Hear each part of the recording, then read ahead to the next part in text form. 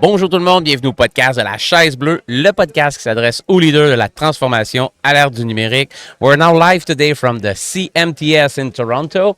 We did a podcast a couple months ago when we were in Germany with David Wilkinson from Siemens. So thank you very much, David, for sitting down with us. And we had a discussion about how, much larger size company in Germany can do business with a smaller size company in Canada because it's a different culture between both countries. So it was a very interesting discussion. And while you were passing just in front of us, you were telling me that you were working with him. So I think it was really obvious that we had to sit down with you and go a little bit deeper into Siemens itself. La chaise bleue est une idée originale de GLM Conseil. Cet épisode vous est présenté par AI for Manufacturing Canada. So first thing first, Flavio, I would like to understand a little bit of your background, where you're from. I want to get to know you, just before talking about Siemens and so on. I love that. Well, I'm from Brazil. Okay. I have started my career as a software developer. Okay. This is back in 1997. It's not it's because I start early. I start like I was 16 years old. No judgment, absolutely in a small not. company that today we call a startup. Okay. And as a software developer, we're focused on pharmaceutical companies. So this is how I started to deal with the manufacturing. Okay.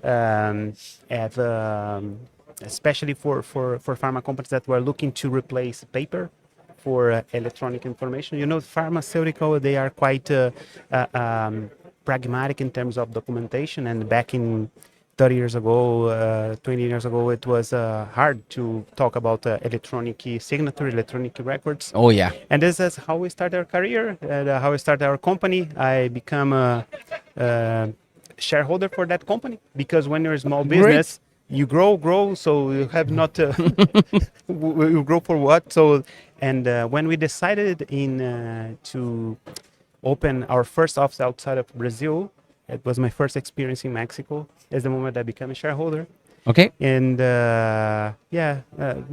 long story short, in 2011, we decided to accept the offer from Siemens to acquire our company. Okay. Oh, great. And this is this is how I started my story in Siemens. Siemens, and with the acquisition, it was also part of the deal that you would stay with them with your background, experience, and knowledge of the industry. Yeah, not just us, but we had to commit for the key employees. They should stay in the company. So we had a short list of not so short list. But a list of key employees that must have that, because finally what Siemens was looking is exactly the knowledge. It was a team of knowledgeable person in the field. Exactly. And were you still in the, let's say, paperless industry, specifically for pharmaceutical company, or it evolved a little bit from 1987, you said, up until 2011? So 1997, yeah. No, when I become part of Siemens, I had to expand my scope. So now I'm covering all industries. I have a passion for pharmaceutical industry. Yeah. But it's one of our markets that we serve. But finally, I'm serving all and learning more about all industries.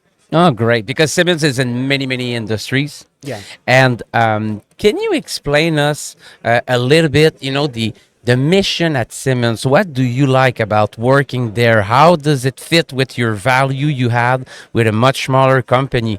Now working for Siemens, what is the culture of the company? Yeah, this is interesting because in the moment that Siemens acquired us, we are doing very well as a software company. We had around 100 employees. Okay. And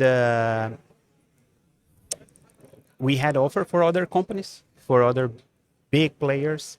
But Siemens talking in our heart. Okay. Literally, they're asked to This is we are not just talk about the amount and the You sell for MAA. free, just for the art. That's right. I understand. I'm Yeah, good yeah, at yeah. You're very good. I want to say that's not for free, but as a father of 4 kids, Okay. I still have to work. Yeah, I have 3. I got 2, so that's okay. The mission for Siemens to digitalize the industry, especially my business unit, digital industry. It's quite aligned with my heart and my passion to support, and especially to generate an impact at the industry. So this is what I love in the company, that allow me to pursue that possibility to impact the market. It's what happened in Brazil during my experience with pharmaceutical companies. It's what happened in Mexico during 8 years that was serving Siemens Mexico. Okay. And it's what I hope for Canada. You have no idea how my ambition and passion to help this country to adopt the smart manufacturing, digital transformation. Sure. To definitely create a more productive country. I think the word adoption is truly appropriate, because this is one of the things we're struggling with. And what we need the most is to increase our productivity as a country.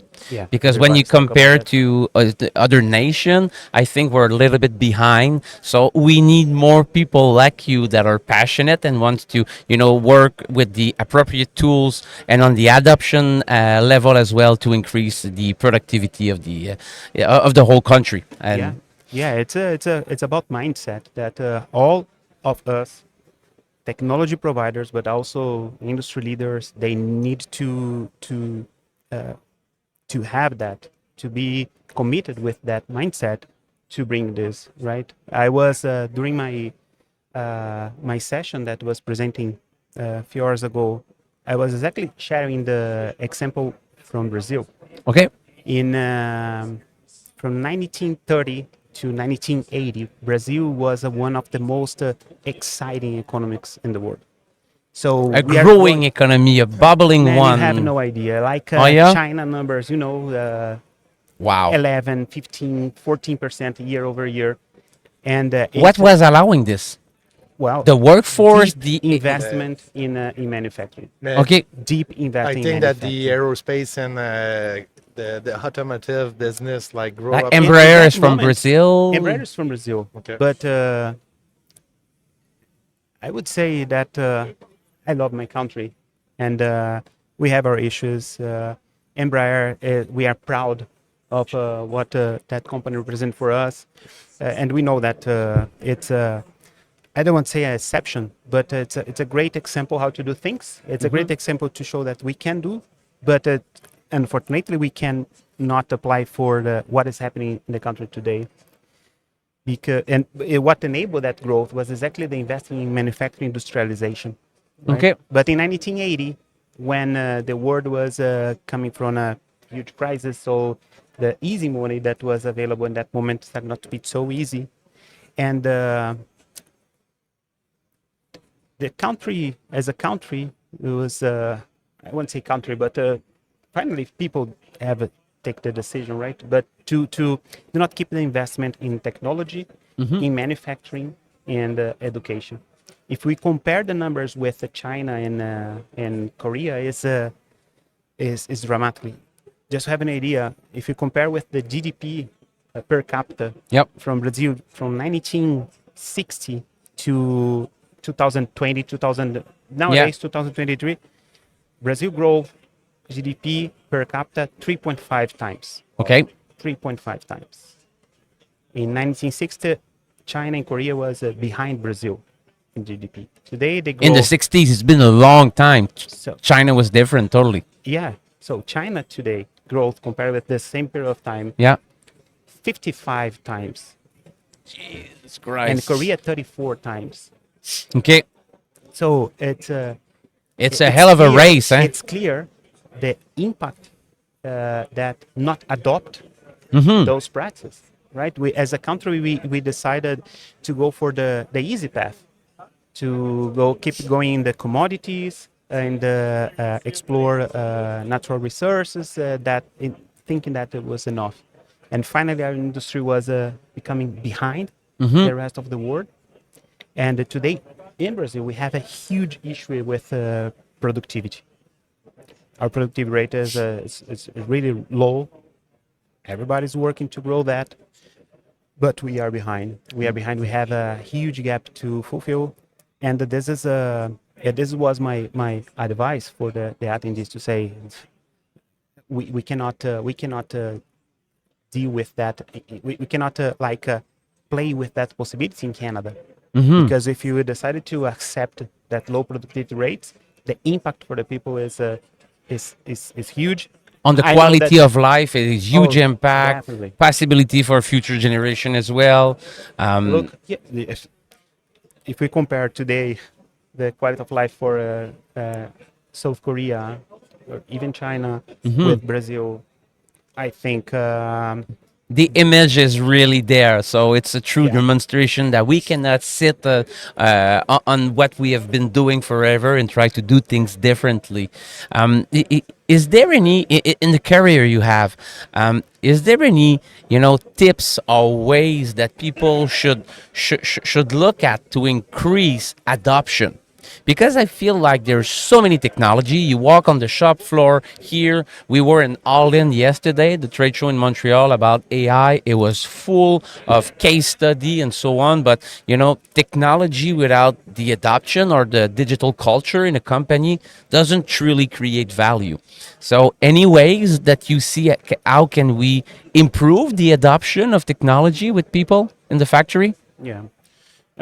I think everybody will agree that the first point is do not focus on the technology, but focus in the business issue. Business right? model, yeah. Focus on the why as the golden cycle, right? That we learn about. So to focus on the real impact that technology can generate. And if I could summarize in three things, I think one is the mindset. So look for growth mindset. And by that, what I mean is do not look to digitize the status quo, but take advantage for the technology to drive real transformation. Wow, Right. I love it. So not digitize, because digitize the status quo is just moving from the paper back in paper life, right? It's If I a move it to the paper- paper yeah. to That's what we Yeah. say every time. We got the same message, Flavio, by the way. Yeah. I fully agree with you. Yeah. This is one of the things I'm keep repeating myself and to Exactly. customer and consulting. So the second point is about, I think, the integration between IT and OT, and we must look for that because they are two different domains. Yep. Right. And when you have the engineer, the manufacturing engineer, the OT guy that's in the shop floor working on the PLCs, so they have the way that their mind is it's shaped is different than an IT guy that's looking for solutions for the corporation. Yeah. So that convergence between IT and OT, it's mandatory because now they need to talk with each other. Right? They need Absolutely. to work integrated. There is no digital transformation just in the OT. There is no digital transformation just in IT. They need to work with the same plan hand Exactly. in hand. And people ask me, oh, okay, so by standard or by design, who should lead digital transformation, OT or IT? And I have seen both working very well. Okay. And depends of the mindset. So if we have a guy with the right leadership skills and the right Vision, mindset, adoption of the new business model coming in. exactly. If it's in IT or OT, it's fine. This guy will be able to We to call it create the the bridge. pilots in GLM approach. Yeah. That's the pilot is the guys you have to look all around and said, okay, this is the model, this is the issue.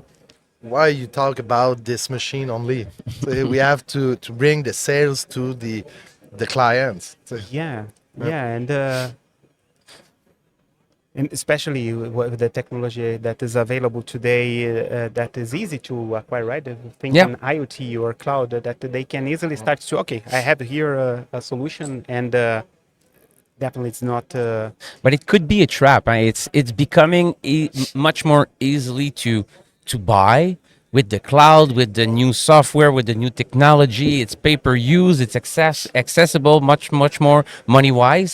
But buying product without having the strategy, the strong leadership, you just create expense, not investment to change your business model. So it's important, and it's so fun you're saying that because you're actually sitting on a blue chair. We call it la chaise bleue, and that's the essence of our business model because the blue chair represent the one leader. We call it the pilot that is sitting on the board of committee. Okay. Steering wheel committee, The steering wheel committee, thanks. He will have the holistic view of the whole chain of value of the company.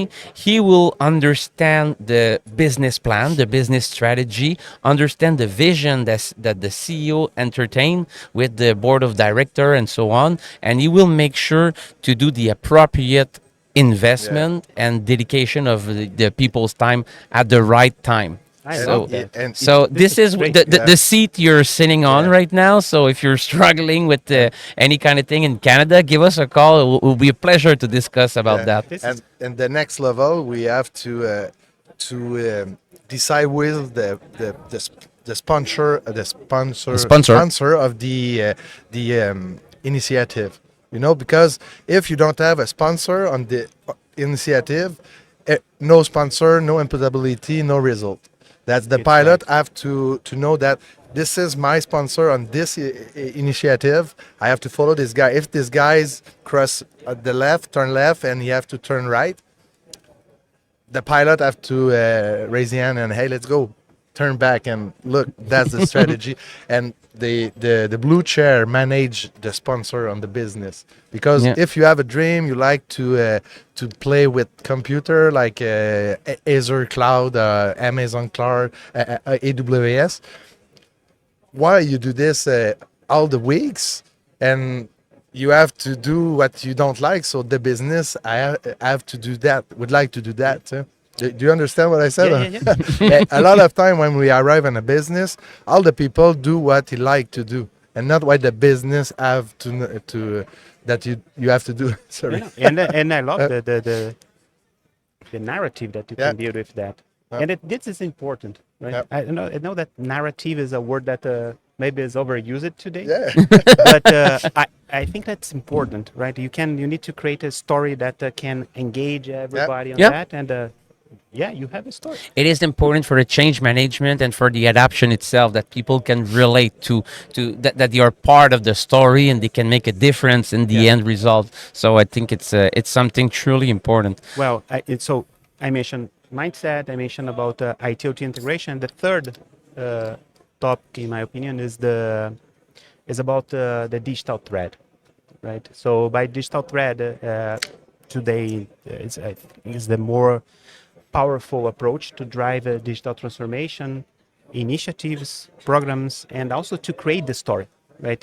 Digital thread help you to create the narrative that you have for your pilot. What are the steps that you follow to achieve your Can you objective? define the digital thread? Sure. So digital thread is based on a business process, right? So I was mentioning about 3 digital threads during my session. That is accelerated product design. Okay. So everything that involves you to create your product. The production design or advanced manufacturing engineering, everything related to how I will design my plant and plan my manufacturing process. And finally, smart manufacturing. That is a digital thread that is composed by multiple elements that, when combined, will provide me the true digital thread implemented. So, practical example for smart manufacturing. If you think that everything starts with my manufacturing planning, so how I will plan my manufacturing facility, and when I start the operations, how I will scheduling my plant. When I scheduling, how I will monitor the execution using manufacturing execution system. How I will monitor the quality with quality management system. How I will monitor my asset performance with IoT tools, and how I will feed my virtual model that I build in my manufacturing planning to create a machine to continue improvement, right? So and this is the beauty of digital thread. Combined, they will provide the complete solution for that. Must be a single vendor or a single solution? No. If you have your narrative, if you have the right elements to connect between each solution, you can have a different An ecosystem of various applications there. Exactly. But avoiding the silo solutions, right? I was mentioning that some walking through some companies, quite often I'm walking going in the logistics department. They say, "Oh, no, we are good here. We have our solutions and we have our logistic. We have logistic 4.0. Yep. We are quite aligned with this 4.0. So, okay. Now, when you went to Hanover Mess, said the 5.0. Oh yeah. So and they go for manufacturing. No, we are good. We have our solutions here. We have the manufacturing 4.0, and we have quality 4.0, and we have supply chain 5.0. But finally, they are all disconnected. Yeah. That is everything less than the industry 4.0. That is supposed that you have a Interconnection between all of these. This connection, right, is what is the digital thread. Okay, great. How you provide It the is digital very, very clear. I got the image perfectly. And a question, Flavio. How does Siemens, with either product or services, can help manufacturers toward this main goal to reach these three key elements? Yeah, we have invested a lot in terms of to have the number one industrial software in the market today. Okay. Was announced a few months ago about the acquisition for Altair as $10 billion. Other acquisitions for 5. So it's for both ways, for acquisition, also organic and internal development. Okay. We are providing solutions that can support all of those business process, all those From digital business, from product development up until planning, monitoring the shop floor, and so on, up until we deliver the goods to the end customer. Yeah. So the whole software to manage this part of the value chain can be handled. And the software name is either Aurora or it's a combination of different software, or how does it work? Yeah, the platform today is an accelerator. Siemens Accelerator Okay. is the combination of this ecosystem. Kind of a marketplace that you come in with different including apps. a marketplace, Okay. including a marketplace. So you have our solutions in the marketplace and partners that work together in this platform. So through Accelerator, we are able to provide for our customers an easy way to implement those digital threads. So every time that we are talking with customers, we are not talking with regarding a specific solution. We can start there. We can start Sure. With a first quick win and something like that. But the vision is to bring the digital thread. So what I'm really proud to what Siemens has built is the possibility to go for all digital threads regarding engineering, right? We are not doing finance. We are not doing human resource. We care about engineering. We care about manufacturing. So when I think of the digital threads for that, we are ready to provide that. But this is an orchestration, IT and OT, or it's a platform for manage the innovation. It's a orchestration platform, right? For digital twin and connect every kind of tools for both. For both. So during your process, for sure that you have domains that are more IT related. When you talk about the PLM, when you talk about integrated lifecycle management, solutions that we have for consumer product, for food and bev industry, they are more IT related. Product R&D, you Exactly. work with modeling and simulation and so on. Exactly. But when you go for manufacturing, you must to consider automation and the OT environment. When you got the raw material in hand, that you have to transform something there or manufacture an actual part. It's what we want. How we can transform raw material and finish good faster, right? How we can accelerate this process. This is what this is what to do. This is why we wake up every day. Great. And who is the typical customer of Siemens? Wow. The world. Today we have today we are No, but I trying- want to make sure people can relate with which kind of business. yeah, sure. The examples that I was presenting today was actually small and medium companies Okay. that are innovators for industrial machinery, innovators for vertical farming. Okay. Right? It's vast, but automotive and transportation.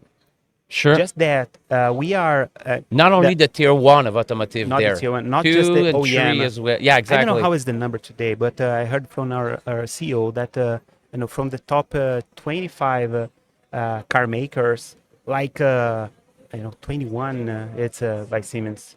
Okay. I don't want to provide I want to create a fake news here. Yeah. No, but it's an around that. average number. I can I can provide the right information. And we have our Yeah, way of. this is the order of impact that we have in the automotive industry. Okay. But we are also helping food and bev. I was telling about my also in the conference. My one of my last experience was with had two. One with a coffee company, Okay. the largest coffee plant, coffee processor in the world, that they are using digital twin to simulate and try to understand what is the better solution to adopt AGV and cobots. Really nice project. But that's nothing like my project with tequila companies. Oh After my 8 God. years in Mexico, I guess so. And Yeah. I like my tequila as well. So Oh, and fully agree. And you are working with them. If you have good friends, they have a 70% discount. Oh, So you can have like the top tequila brand. which are not accessible at the airport while I'm getting out of my Oh, no. resort. Totally different story there. But it's what's very interesting. And the tequila, the first time that I started to talk with the CEO, one of the largest tequila companies in Mexico, he started to talk about digitalization, and my doubt was, oh my gosh, I am talking about a product that they have 130 years, right?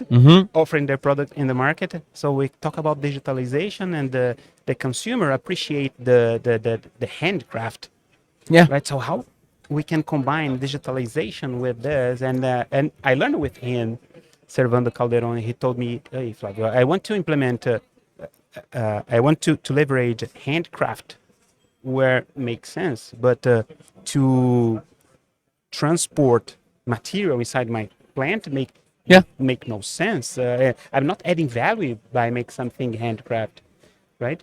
So I learned a lot with him. So it's I think all companies, and one thing that we are doing much better right now is about new business models. Okay. So the investment, the initial investment to acquire a PLM, a good R&D solution was huge because we had to acquire the infrastructure, everything. But now with the SaaS model, subscription, The entry, the barrier at the entry just went down so much. Exactly. So it enable companies to small companies to adopt that. I understand much more about what Siemens is doing now after this explanation. Thanks a lot, Flavio. How does it work for a manufacturer to work with Siemens? Is it going through an integrator all the time and you provide the software as the editor of the software and the integrator will be there? Or how does it work from a typical project? Well, it depends. We have Both? Okay. Yeah, because we have customers that we have global agreement that we support them globally, and we have a dedicated team for that. But we have customers that we work with, integrators and resellers. And actually, that is an important strategy for us in terms of growth. Make sure that we can develop the right integrators in order to, because they know exactly the necessity for that specific industry, right? So Okay, this they have the definitely is knowledge one of thing. this, like pharmaceutical industry.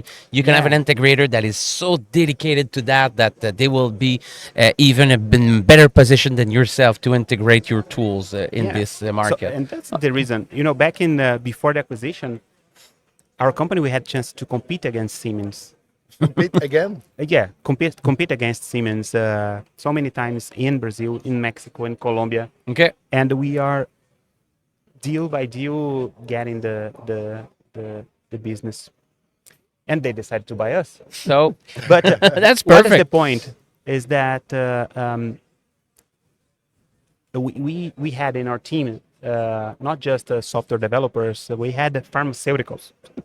So we hired people that Yeah. was going from the pharmaceutical career, and we They knew hired the them in a business software there. business. So they know everything. So when you are talking with pharmaceutical, They know the they pain say- point. They know. yeah, but more than that, they talk the language, and they can understand exactly what is the right requirement. Mhm. Was the right thing that we did in that moment. It was a great move at And the time. we need partners like that, right? Great. Partners that can understand what is exactly the situation for that market, that That's- industry.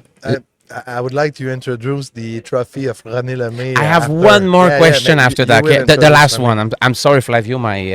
My brain is just bubbling. I like the discussion we have. I'm passionate about manufacturing and helping, to be much more productive. But getting back to the discussion we had about the concept of the blue chair, having this pilot, which the holistic overview, make sure of the buying of the people and so on. How do you make sure in your project all of these aspects are in shape, so it will ease the achievement of the goal? How do you do that at Siemens? Are you challenging that and implementing these good practice for digital culture yourself? You work with partner. How does it work?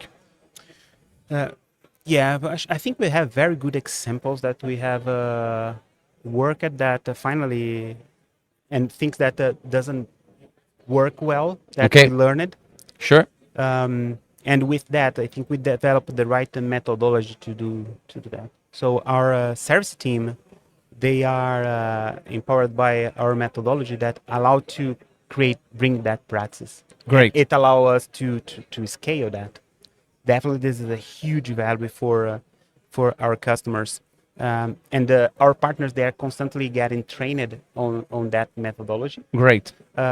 And they have also their own experience, right? So finally, the methodology is it's powerful, Sure. and allow us to drive. And but we need to find the right persona inside the customer. In the moment that we can identify that, it's It's a key to unlock to the next step Exactly. and reduce the risk in the because investment. it will increase the reputation for the team, right? The team will. Why digital transformation projects are falling? Because they can't show the results immediately. Yeah. So the reputation is going down, and in the moment that they will raise the hand to ask it for the Yeah. new investment, they say, It's not a marketing project, so you can have an ad on TV. Hey, we did the AI project, and it doesn't create value. It's not adopted. So it has to be handled in a total different ways than that with this kind of methodology.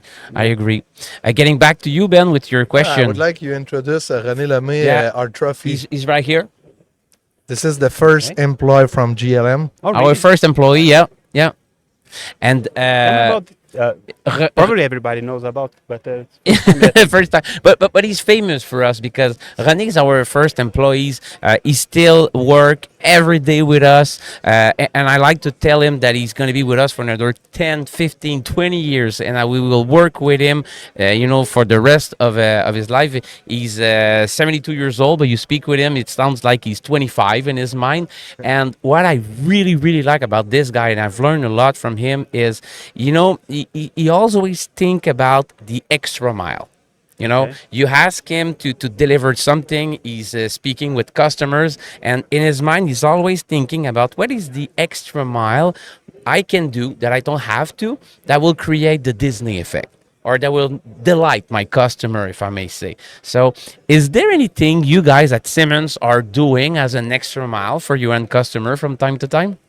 Wow, that is a nice question. Oh, first I want to meet this guy We can take a meeting and speak with him, no problem. for sure. I think, and that this is an important thing.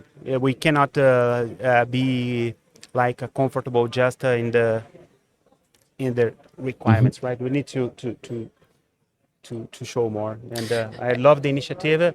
I will apply for that. I'm sure you will. I'm sure you will.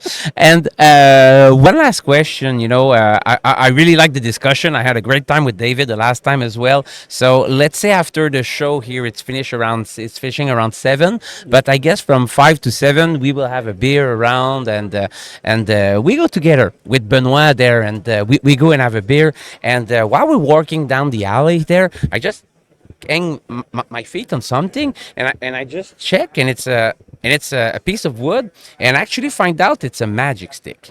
Okay. And since I'm a generous guy, I give it to you since it's the first time we met. So now you have this magic stick. Okay. And you have only one wish. You can do anything, either at Siemens or at the country level. You can add, change anything, remove anything, to create more value to the end customer. So is there any limitation that you would just remove with this stick? So I think we can be more productive. We can be. What would you do with that wish? Wow, this is great. You have the power. Philosophical. You have the power now in your hands. Yeah. Money is not an object. The emotion of the people are not an object. It could be anything. Yeah, I think it's about what we discussed in terms of the mindset in order to move for the change, right? That what make me like crazy, and maybe I will on myself selfish to help me to do Have more better my job, impact. to create this impact, because I was in an event with my colleagues, and we had some customers visiting, and I was explaining about the digital thread, and one of my colleagues that he told me, hey, don't waste your time. They will not understand. They're not prepared for that. Wow. So come on. Come on. With that. So wow. It's my job. It's my job to make sure that we can transmit the message. Yeah. So if I'm not able to do that, if the customer is not prepared, the problem is it's me, that I'm not creating the right strategy, not creating the right approach to do that. So I would ask to there's a superpower to bring to my mind the right strategy to talk with the people, because man, these people is creating great products. Yep. Right? We are not talking about people that they don't have the ability, the capacity to innovate. They are creating amazing products. Walk through the companies that we have here in Canada. It's innovation. It's around all the place. Walk to this event. You see Canadian companies doing nice things, right? But we know that today we are limited in the status quo, and the digital transformation and the smart manufacturing can bring a huge impact. So I was in myself, in you, and you too. Great. Thank you. You're Yeah. the person who gives back the magic stick. It is not selfish at all. So I think it could have a great our mind impact. to create a good strategy. I fully agree. I love that wish. And, I see from time to time conference, sell people and so on, telling their end customer, you are not ready. You are not ready. Yeah. And I think it's not the good way to scare people, give them solution, make it accessible, give example and so on. So I really like that wish. Thank you very much, Flavio, for sitting down with us. It was very thoughtful. I learned a lot. I truly appreciate the time with you. Cet épisode de La Chaise Bleue vous a été présenté par GLM Conseil. Acolyte de la transformation dans votre entreprise à l'ère du numérique.